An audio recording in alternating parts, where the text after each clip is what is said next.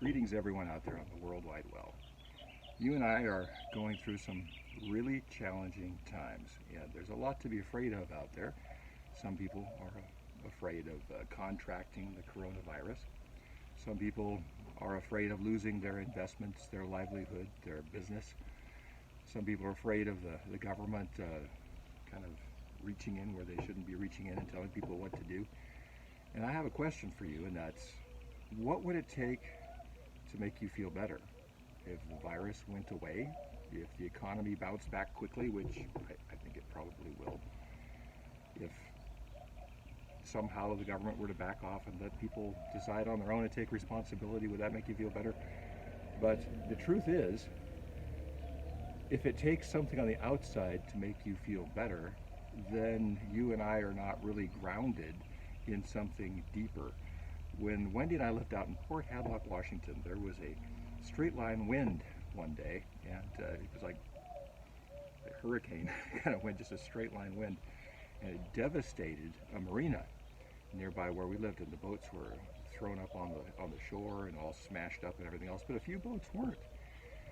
So people saw this coming and they went out into deeper water and they anchored deep.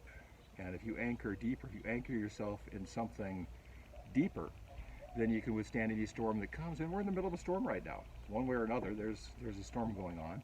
And as I say, there's plenty to be afraid of if you want to be afraid.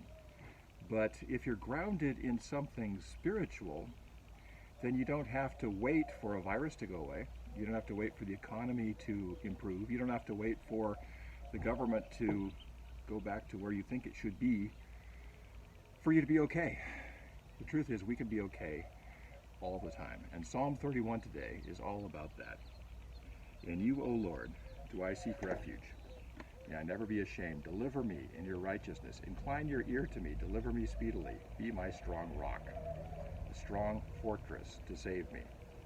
For you are my rock and my fortress. Into your hand I commend my spirit. Now, if the source of your being, God, is your fortress, and you trust whatever power brought you into this world to take care of you despite what happens around you. As Martin Luther said 500 years ago, were they to take our house, goods, honor, child, or spouse, though life be wrenched away, they cannot win the day. The kingdom's ours forever. If you are grounded in the source of your being, in God, then whatever happens around us, a virus, the economy, the stock market, whatever the government does or doesn't do, how the elections turn out, doesn't determine our happiness and our joy.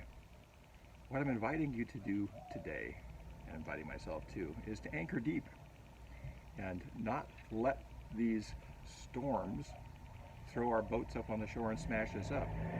And these storms are very real. I'm not saying they're not real and pretend like they're not. I'm not saying that. These storms are very real. But if we're anchored deep enough, we can weather any storm. So I invite you to see the source of your being, the Father, as Jesus called him, Abba, to be your fortress.